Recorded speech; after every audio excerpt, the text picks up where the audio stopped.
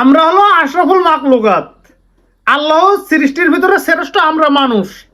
আর সেখানে আমাদের কিছু অংশ নেতার গোলামি করতে পছন্দ করে। বুঝলাম না ব্যাপারটা। হ্যাঁ, আজকে যেভাবে ছাত্র দলের নেতা আবিদ প্রধানমন্ত্রীর গাড়ির পিছনে দৌড়িয়েছে, মনে হইল সব কিছু। হ্যাঁ, কি বলবো, এই ভিডিওটা ভাইরাল হওয়ার পরে আবিন্দ্রনাথ আবিদ কি বলে শোনেন, তারপর বলছি।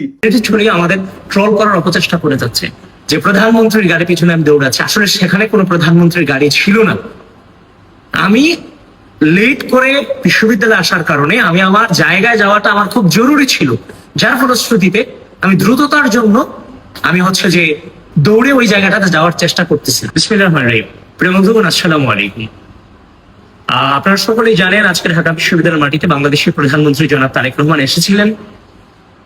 তো নিঃসন্দেহে এটা আমাদের কাছে একটা উচ্ছ্বাসের বিষয়। আমার দুটো প্রোগ্রাম ছিল, একটা সিনেটে, একটা সমাজ বিজ্ঞান ভবনে। তো যেহেতু উনি প্রধানমন্ত্রী ঢাকা বিশ্ববিদ্যালয়ে আসবেন, সেক্ষেত্রে আমাদের তো কিছু দায়িত্ব অবশ্যই সেখানে থাকে নিঃসন্দেহে। তো সে দায়িত্বের জায়গা থেকে আমি সকালে ক্যাম্পাসে ঢুকতে জ্যামের কারণে আমার কিছুটা লেট হয়ে গিয়েছে। আমার যেখানে আমার দায়িত্বের জায়গাটা ছিল সেখানে যাওয়াটা আমার খুব প্রয়োজন ছিল। তো আমি দেখতে পেলাম একটা ভিডিও কেন্দ্রিক বিভিন্ন ভোট বাহিনী এটা নিয়ে বিভিন্ন ধরনের নেগেটিভ ছড়ানোর চেষ্টা করে যাচ্ছে যে প্রধানমন্ত্রীর গাড়ি পিছনে আমি দৌড়াচ্ছি। আসলে সেখানে কোনো প্রধানমন্ত্রীর গাড়ি ছিল না। আমি লেট করে বিশ্ববিদ্যালয়ে আসার কারণে আমি আমার জায়গায় যাওয়াটা আমার খুব জরুরি ছিল, যার ফলশ্রুতিতে আমি দ্রুততার জন্য আমি যে দৌড়ে ওই জায়গাটাতে যাওয়ার চেষ্টা করতেছিলাম। যখন সাংবাদিক এটা ভিডিও করে আমার চোখে আসছিল, তখন আমি ওনাকে ডেকে নিয়ে বলছি যে আমার কাজ আছে, এই জন্য আমি দৌড়ে সামনে যাচ্ছি, আপনি ভিডিওটা করেন না, এটা থেকে দূরে থাকে।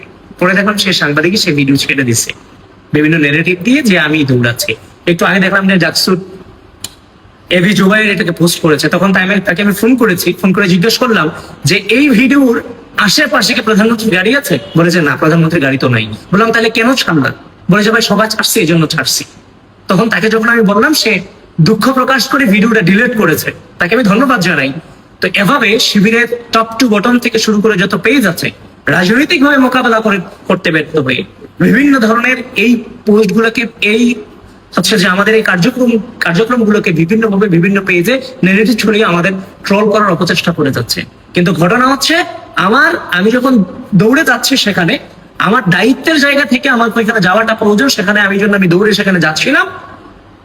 তো সেখানের আশেপাশে কোনো প্রধানমন্ত্রীর গাড়ি ছিল না।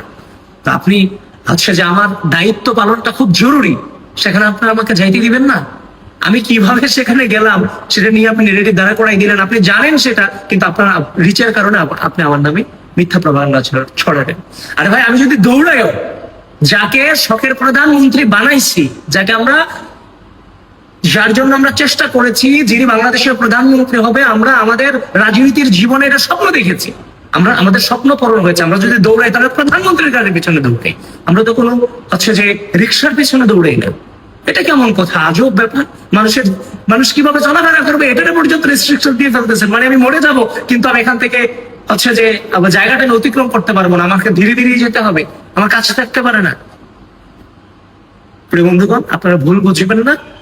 এই বট বাহিনীর যে দেখছেন ভাই, হ্যাঁ, নিজের গোলামি ঢেকতি ছাত্র শিবিরের ওপর দৌড়েছে, দেখছেন? হ্যাঁ, মানে এরা গোলামি করবে, নেতার পা চাটবে, তাও স্বীকার করবে না। হ্যাঁ, কি একটা অবস্থা ভাই এদের। এরা এইভাবে মরবে, মানুষের গালাগালি শুনি, মানুষের সিসাক না শুনি এইভাবে মরবে।